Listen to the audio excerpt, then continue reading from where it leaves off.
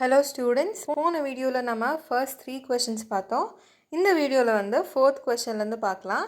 இப்போ 4th questionல என்ன சொல்கிறாங்கன்னா, locate the following rational numbers on number line. இந்த rational numbers வந்து நம்பர் லைனில் டினோட் பண்ணுங்கன்னு சொல்கிறாங்க. ஃபர்ஸ்ட் வந்து 0.532 நார்மலாக நம்பர் லைன் வரைஞ்சிக்கோங்க. இப்போ இந்த நம்பரை பாருங்கள், இது எது ரெண்டுக்கும் நடுவில் வரும்? 0க்கும் 1க்கும் நடுவில் வருமா? அப்போ இங்கே 0 போட்டுக்கோங்க, இங்கே 1 போட்டுக்கோங்க. அப்போ இது ரெண்டுக்கும் நடுவில் நார்மலாக நம்பர் லைனில் எத்தனை யூனிட்ஸ் இருக்கும்? 10 யூனிட்ஸ் இருக்கும். கரெக்டாக?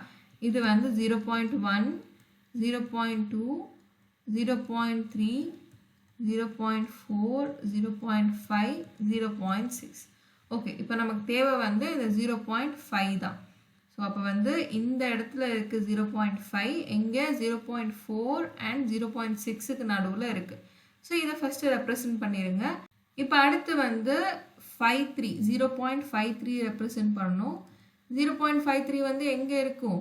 0.5 அண்ட் 0.6க்கு நடுவில் இருக்கும். மறுபடியும் அதே லைன் வரைஞ்சிக்கோங்க. 0.5 இங்கே வந்து 0.6. இங்கே ஃபர்ஸ்ட் யூனிட் என்னவா இருக்கும்? 0.51, செகண்ட் வந்து 0.52, தேர்டு வந்து 0.53, ஃபோர்த்து வந்து 0.54, 0.55 அப் டு 0.6 வரைக்கும் போகும். நமக்கு தேவையானது வந்து என்ன? நமக்கு வந்து 0.53 தான் வேணும். ஸோ இந்த இடத்துல இருக்குது. அது எதுக்கு நடுவில் இருக்குது? 0.52 அண்ட் 54க்கு நடுவில் இருக்குது. ஓகே, இப்போ அடுத்து வந்து 2 இருக்குது, 532 இருக்குது. அப்போது 0.532 எதுக்கு நடுவில் இருக்கும்? 0.53 அண்ட் 0.54க்கு நடுவில் இருக்கும். மறுபடியும் ஒரு நம்பர் லைன் வரைஞ்சிக்கோங்க. ஸ்டார்டிங்கில் வந்து 0.53 எழுதிக்கோங்க, எண்டிங்கில் வந்து 0.54 எழுதிக்கோங்க. நடுவில் இருக்க யூனிட்ஸில் வந்து ஃபஸ்ட்டு 0.531, அடுத்து 0.532, அடுத்து 0.533, அப்புறம் 0.534 இந்த மாதிரி போயிட்டே இருக்கும். நமக்கு தேவை வந்து இந்த 0.532 தான். ஸோ இந்த மாதிரி தான் நம்ம ரெப்ரசன்ட் பண்ணணும். ஒன்றும் இல்லை, நம்ம ஒரு ஸ்கேலை வந்து ஜூம் பண்ணிகிட்டே போகிறோம். ஃபர்ஸ்ட் வந்து இந்த நம்பர் எதுக்கு நடுவில் இருக்குன்னு கண்டுபிடிங்க. இது 0 அண்ட் 1க்கு நடுவில் தான் இருக்கும். ஆப்வியஸாக 0.5னா 0 அண்ட் 1க்கு நடுவில் தானே இருக்கும். ஸோ அதை வந்து நம்ம இங்கே கரெக்டாக மார்க் பண்ணிட்டோம். அதுக்கப்புறம் அடுத்த டிஜிட்டையும் சேர்த்துக்கோங்க. அப்போ 0.53 எதுக்கு நடுவில் இருக்கும்? 0.53 வந்து 0.5 அண்ட் 0.6க்கு நடுவில் இருக்கும். அப்போ இந்த இடத்த மட்டும் இப்போ நம்ம ஜூம் பண்ணி பார்க்குற மாதிரி வச்சுக்கோங்க. அடுத்து அங்கேயும் நம்ம ரெப்ரசன்ட் பண்ணிட்டோம். 0.53க்கு அப்புறம் அடுத்த டிஜிட் வந்து 2. அப்போ 0.532 எங்கே இருக்கும்? 0.53 அண்ட் 0.54க்கு நடுவில் இருக்கும். அதையும் இன்னும் கொஞ்சம் எக்ஸ்ட்ரா ஜூம் பண்ணோன்னா நமக்கு கடைசியில் இருக்க இந்த நம்பர் லைன் கிடைச்சிடும். புரிஞ்சுதா? இப்போ ஒருவேளை இங்கே வந்து 0.5324 இருந்துச்சுன்னா நீங்கள் என்ன பண்ணணும்? மறுபடியும் வந்து இந்த 0.532லேருந்து ஆரம்பித்து 0.533 இருக்கு இல்லையா, இதை ஒரு நம்பர் லைனாக ரெப்ரசன்ட் பண்ணி நீங்கள் அடுத்தடுத்து எழுதிட்டே போகணும். அப்போ ஃபர்ஸ்ட் வந்து 0.5321 வரும், அதுக்கப்புறம் 0.5322, அதுக்கப்புறம் 0.5323, 0.5324. இது வந்து இங்கே இருக்கும், இது வந்து இங்கே இருக்கும், இது வந்து இங்கே இருக்கும். ஸோ நம்மளோட ஆன்சர் வந்து இந்த இடத்துல இருக்குது. புரிஞ்சுதா? இந்த மாதிரி தான் ரெப்ரசன்ட் பண்ணணும். இதான் வந்து ஃபர்ஸ்ட் கொஸ்டினோட ஆன்சர். எக்ஸாமில் வந்து கேட்டாங்கன்னா இந்த 3 லைன்ஸுமே வந்து வரையணும். சரியா? இப்போ அடுத்து வந்து செகண்ட் கொஸ்டின். செகண்ட் கொஸ்டினில் நமக்கு ஒரு ட்விஸ்ட் வச்சுருக்காங்க. இங்கே பாருங்கள், மேலே வந்து பார் வச்சுருக்காங்களா? செகண்ட் கொஸ்டின் வந்து 1.15, ஆனால் 5 மேலே பார். அப்போ என்ன அர்த்தம்? 1.1555ன்னு ரிப்பீட் ஆகிட்டே இருக்குன்னு அர்த்தம். ஸோ இந்த மாதிரி பார் வச்ச நம்பர் வந்துச்சுன்னா 3 டெசிமல் பாயிண்ட் வரைக்கும் வச்சா போதும். சரியா? இப்போ இங்கே 155 இருக்கு இல்லையா, இது வரைக்கும் நம்ம பிளாட் பண்ணால் போதும். அப்போ நம்ம இப்போ மார்க் பண்ண வேண்டிய நம்பர் என்னென்னா 1.155. ஃபர்ஸ்ட் இந்த நம்பர் எதுக்கு நடுவில் இருக்கும்? 1 அண்ட் 2க்கு நடுவில் இருக்கும். கரெக்டாக? இப்போ நம்பர் லைனில் ஃபர்ஸ்ட் 1ல் ஸ்டார்ட் ஆகிற மாதிரி எழுதிக்கோங்க, இந்த சைடு வந்து 2. அப்போ நார்மலாக 1.1, 1.2, 1.3 அந்த மாதிரி போயிட்டே இருக்கும். கரெக்டாக? இங்கே நமக்கு தேவையான நம்பர் எங்கே இருக்குது? இங்கே இருக்குது 1.1. அப்போது நீங்கள் அடுத்து வந்து எதை கன்சிடர் பண்ணணும், 1.15 கன்சிடர் பண்ணணும். ஏன்னா 1.1 வந்து நம்ம மார்க் பண்ணிட்டோம். இது எதுக்கு நடுவில் இருக்கும், 1.1க்கும் 1.2க்கும் நடுவில் இருக்கும். ஸோ அதை வந்து அடுத்த நம்பர் லைனாக வரீங்க. ஸ்டார்டிங் வந்து 1.1, எண்டிங் வந்து 1.2. ஃபர்ஸ்ட்டு 1.12, அப்புறம் 1.13, அப்புறம் 1.14, அப்புறம் 1.15, 1.16 அப் டு 1.2 வரைக்கும். நமக்கு தேவை வந்து 1.15 தான். ஓகே, இப்போது நம்ம அடுத்து இருக்க டிஜிட் என்ன, 1.155. இது எதுக்கு நடுவில் இருக்கும், 1.15க்கும் 1.16க்கும் நடுவில் இருக்கும். ஸோ இதை நம்ம அடுத்து வரைஞ்சோன்னா ஸ்டார்டிங் பாயிண்ட் வந்து 1.15, எண்டிங் வந்து 1.16. 1.151, 1.152, 1.153, 1.154, 1.155. ஸோ இதுதான் வந்து நமக்கு தேவையான ஆன்சர். ஃபர்ஸ்ட் வந்து இந்த பார்ட்டு ஜூம் பண்ணோம், அடுத்து இது, ஃபைனலாக வந்து நமக்கு என்ன ஆன்சர்ன்றது கிடச்சிருச்சு. ஸோ இதுதான் வந்து செகண்ட் கொஷினோட ஆன்சர். 3 டெசிமல் பாயிண்ட் வரைக்கும் எழுதுனா போதும்.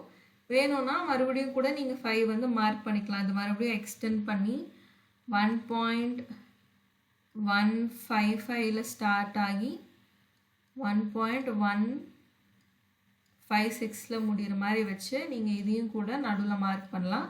ஆனால் 3 டெசிமல் பாயிண்ட்டே போதும். ஸோ இதுதான் வந்து செகண்ட் கொஷினோட ஆன்சர். இப்போது ஃபிஃப்த் கொஷனில் 3 and 4க்கு நடுவில் 6 ரேஷ்னல் நம்பர் கண்டுபிடிங்கன்னு சொல்கிறாங்க.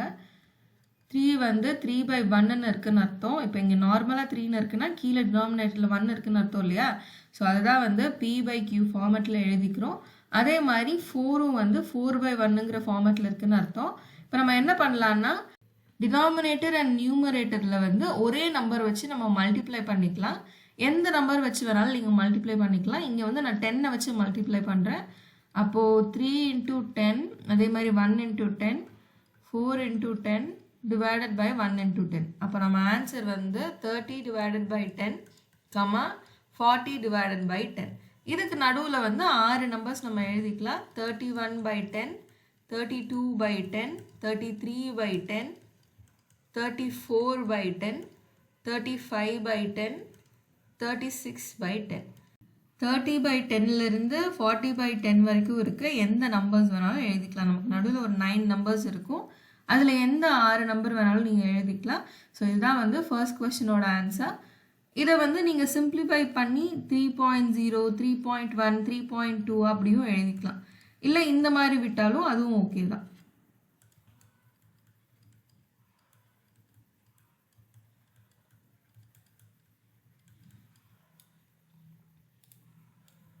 ஸோ இதுதான் வந்து ஃபிஃப்த் கொஸ்டினோட ஆன்சர். ரேஷ்னல் நம்பர் கண்டுபிடிக்க சொன்னாங்கன்னா டினாமினேட்டர் வந்து நமக்கு சேமாக இருக்கான்னு பார்க்கணும். 2 நம்பர் கொடுத்து ரேஷ்னல் நம்பர் நடுவில் கண்டுபிடிங்கன்னு சொன்னாங்கன்னா ஃபர்ஸ்ட் வந்து நம்ம டினாமினேட்டர் தான் சேமாக்கு ட்ரை பண்ணணும். ஒருவேளை நமக்கு டினாமினேட்டர் சேமாக இருந்தும் நடுவில் வந்து எந்த நம்பரும் இல்லைன்னா, இப்போ இங்கே வந்து 3/1 இருக்குது, 4/1 இருந்துச்சு, ஆனால் நடுவில் எந்த நம்பரும் இல்லை இல்லையா? ஸோ இந்த மாதிரி சினாரியோவில் நம்ம என்ன பண்ணலாம்னா டினாமினேட்டரை வந்து கிரேட்டர் நம்பராக மாற்றணும். அப்படி மாற்றுறதுக்கு தான் நம்ம என்ன பண்ணுறோம்னா ஏதோ ஒரு நம்பர் வச்சு 2 சைடும் மல்டிப்ளை பண்ணுறோம். எப்போவுமே வந்து 10 வச்சு மல்டிப்ளை பண்ணுறது பெட்டர். ஸோ அதனால் நீங்கள் அப்படி பண்ணிக்கலாம். இப்போது ஒரு வேளை இங்கே 6க்கு பதில் 12 கொடுத்துருந்தாங்கன்னா இங்கே நமக்கு 12 நம்பர்ஸ் இருந்திருக்காது. 30/10க்கும் 40/10க்கும் நடுவில் 12 நம்பர்ஸ் இருந்திருக்காது. ஸோ அந்த கேசஸில் நம்ம என்ன பண்ணலான்னா இன்டூ 20 பண்ணிக்கலாம். இங்கேயும் இன்டூ 20, இங்கேயும் இன்டூ 20 பண்ணிக்கலாம். அப்போ வந்து 60/20, 80/20. அப்போ இது ரெண்டுக்கும் நடுவில் கண்டிப்பாக 8 நம்பர்ஸ் இருக்கும். ஸோ இந்த மாதிரி டினாமினேட்டரை வந்து ஆல்ரெடி இருக்கிறத விட லார்ஜர் நம்பராக மாற்றிட்டு அதுக்கப்புறம் நம்ம நம்பர்ஸ் வந்து கண்டுபிடிச்சிக்கலாம். ஸோ இதுதான் வந்து ஃபிஃப்த் கொஸ்டினோட ஆன்சர். இப்போ அடுத்து 6th கொஸ்டின்லேயும் அதே தான் கேட்டிருக்காங்க. ஆனால் நமக்கு வந்து P/Q ஃபார்மேட்லேயே கொடுத்துட்டாங்க. ஸோ இது ரெண்டுக்கும் நடுவில் எந்த நம்பர்ஸும் இல்லை. அப்போ நம்ம என்ன பண்ணோம்னா டினாமினேட்டரை கிரேட்டர் ஆக்கணும். அப்போ இன்டூ 10 பண்ணிக்கோங்க. மேலேயும் இன்டூ 10, இங்கேயும் இன்டூ 10. அப்போ 20 டிவைடட் பை 50, 30 டிவைடட் பை 50. இதுக்கு நடுவில் 5 ரேஷ்னல் நம்பர் கேட்டாங்க. அப்போ 21/50, 22 by 50, 23 by 50, 24 by 50, 25 by 50, 26 by 50, 27 by 50, 28 by 50, 29 by 50. So இந்த நம்பரில் எந்த 5 நம்பர் வேணாலும் நீங்கள் எழுதிக்கலாம். இதுதான் வந்து 6th கொஸ்டினோட ஆன்சர். இப்போ அடுத்து வந்து 1/6 and 2/5. இது வந்து p/q ஃபார்மேட்டில் கொடுத்துட்டாங்க. ஆனால் நமக்கு வந்து டினாமினேட்டர் வந்து காமனாக இல்லை. ஸோ நம்ம என்ன பண்ணலாம்னா இப்போ ஃபஸ்ட்டு எல்சிஎம் எடுத்துக்கலாம். எல்சிஎம் எடுத்தோன்னா 6 into 5 வந்து 30. அதே மாதிரி 5 into 6 வந்து 30. மேலேயும் அதே நம்பர் மல்டிப்ளை பண்ணோன்னா 5/30. 2 into 6 வந்து 12/30. ஸோ 5/30 and 12/30க்கு நடுவில் 5 நம்பர்ஸ் நம்ம கண்டுபிடிக்கணும். அப்போ 6/30, 7/30, 8/30, 9/30, 10/30, 11/30. இந்த நம்பர்ஸில் எந்த 5 நம்பர் வேணாலும் எழுதிக்கலாம். இப்போ நம்ம ஃபர்ஸ்ட்டே எல்சிஎம் எடுத்ததுக்கு அப்புறமே வந்து நமக்கு ஆன்சர் கிடச்சிருச்சு. ஒருவேளை எல்சிஎம் எடுத்து நம்ம டினாமினேட்டர் சேம் ஆக்குனதுக்கப்புறமும் ஒரே டினாமினேட்டர் ஆக்குனதுக்கப்புறமும் நமக்கு இந்த மாதிரி நம்பர்ஸ் வந்து பத்தலைன்னா அப்போ நம்ம என்ன பண்ணலான்னா into 10 பண்ணிக்கலாம். இல்லை into 2 அந்த மாதிரி டினாமினேட்டர் வந்து கிரேட்டர் ஆகணும். அவ்வளோதான். இங்கேயும் into 2, இங்கேயும் into 2, அதே மாதிரி மேலேயும் into 2 பண்ணிங்கன்னா நமக்கு இன்னும் நிறையா நம்பர்ஸ் கிடைக்கும். இப்போ 8th கொஸ்டினில் இந்த டேர்ம்ஸை வச்சு எக்ஸோட வேல்யூ என்னன்னு கண்டுபிடிக்க சொல்கிறாங்க. எக்ஸ் வந்து ஒரு ரேஷ்னல் நம்பர், அது என்ன நம்பர்னு கண்டுபிடிக்க சொல்கிறாங்க. ஃபர்ஸ்ட் வந்து x/3 + x/5 is equal to 16/15 கொடுத்துருக்காங்க. நம்ம எப்போவுமே ஆட் பண்ணோன்னா என்ன பண்ணணும்? ரேஷ்னல் நம்பராக இருக்கும்போது ஆட் பண்ணோன்னா நம்ம வந்து எல்சிஎம் எடுத்து ஒரே டினாமினேட்டராக மாற்றணும். அப்போ எல்சிஎம் எடுத்தோன்னா எல்சிஎம் வந்து 15, 3 into 5 வந்து 15, அப்போ into 5, இங்கேயும் into 5, அப்போ 5x ஆயிரும் மேலே, ப்ளஸ் 5 into 3 வந்து 15, into 3 பண்ணிக்கோங்க, அப்போ 3x ஆயிரும் மேலே, is equal to 16/15. அப்போ இது ரெண்டையும் ஆட் பண்ணிங்கன்னா 8x divided by 15 is equal to 16/15. இங்கே எக்ஸ் மட்டும் வச்சுக்கோங்க. எக்ஸ் மட்டும் இங்கே வச்சுருந்தோன்னா இங்கே நமக்கு என்ன டேர்ம் மிச்சம் இருக்கும்? 8/15 இருக்குமா? இதை வந்து நம்ம இந்த சைடு கொண்டு போனோம்னா ரெசிப்ரோக்கல் ஆகி 15/8ன்னு ஆயிரும். அப்போது 16/15 into 15/8. நம்ம என்ன பண்ணலாம்னா இது ரெண்டையும் கேன்சல் பண்ணிக்கலாம். கேன்சல் பண்ணோன்னா இது 2 times, இது 1 time, இது ரெண்டையும் நம்ம கேன்சல் பண்ணிக்கலாம். அப்போது x is equal to 2. x is equal to 2னா ரேஷ்னல் நம்பர் xனா rational number x is equal to 2/1. கீழே 1 போட்டு p/q ஃபார்மேட்டில் நம்ம டினோட் பண்ணிக்கலாம். இதுதான் வந்து 8th கொஸ்டினோட ஆன்சர். இப்போ அடுத்து 9th கொஸ்டினில் என்ன சொல்கிறாங்கன்னா, let a and b be two non-zero rational numbers such that a plus 1/b is equal to 0. என்ன சொல்கிறாங்கன்னா a and b வந்து ரேஷ்னல் நம்பர்ஸ், ஆனால் அது வந்து 0 இல்லைன்னு சொல்கிறாங்க. அதே மாதிரி அதோட ரிலேஷன்ஷிப் வந்து இங்கே நமக்கு ரெப்ரசென்ட் பண்ணுறாங்க. a plus 1/b is equal to 0ன்னு சொல்கிறாங்க. without assigning any numerical values, determine whether ab is positive or negative. எந்த நியூமரிக்கல் வேல்யூஸும் அசைன் பண்ணாமல் இந்த இடத்துல let us assume a is equal to 1 அந்த மாதிரிலாம் எதுவும் பண்ணாமல் ஏபி வந்து இது ரெண்டோட மல்டிப்ளிகேஷன் வந்து பாசிட்டிவாக இல்லை நெகட்டிவான்னு கண்டுபிடிக்க சொல்கிறாங்க. நமக்கு ஆல்ரெடி கொஷனில் கொடுத்துருக்க கிவன் வந்து இதுதான், a plus 1/b is equal to 0. இதே வந்து நம்ம சிம்பிளிஃபை பண்ண ட்ரை பண்ணோம்னா a plus 1/bன்னு இருக்குது, இங்கே a divided by 1ன்னு அர்த்தம். இங்கே எல்சிஎம் எடுத்தோம்னா இங்கே டினாமினேட்டரில் b இருக்குது, ஆனால் இங்கே b இல்லை. ஸோ இங்கே நம்ம எல்சிஎம் எடுத்தோம்னா a into b divided by 1 into b plus 1/b is equal to 0. அடுத்த ஸ்டெப்பில் வந்து ab divided by b plus 1/b is equal to 0.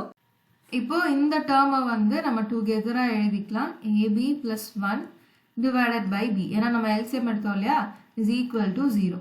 இந்த b இந்த சைடு போயிடுச்சுன்னா 0 into 1/bன்னு ஆயிரும். அப்போ ab plus 1 is equal to 0 into 1/b.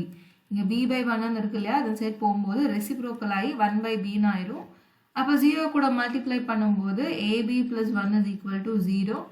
ab is equal to இந்த +1 இந்த சைடு கொண்டு போங்க -1. அப்போ ab is equal to -1.